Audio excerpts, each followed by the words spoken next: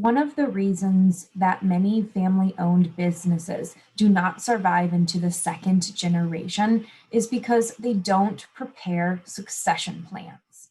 The process of identifying and developing employees so that they can move into open positions in the future is called succession planning. It is usually used with managers and top leaders, but it can be important for the entire organization. Succession planning can help organizations in a variety of different ways.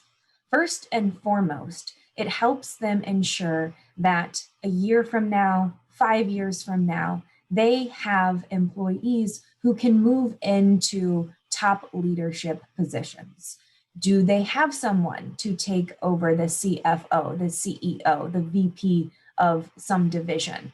Are there people in the organization who already have potential and that can be developed so that 4 or 5 years down the road, when they are needed, they are ready?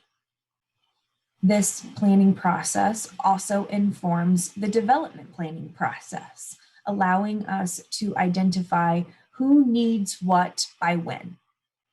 It also helps build what we call bench strength.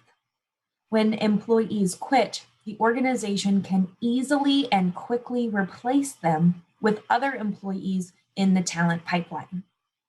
Not only does it make it easier to fill open positions, but succession planning can also make things run more smoothly when employees do quit and are being replaced.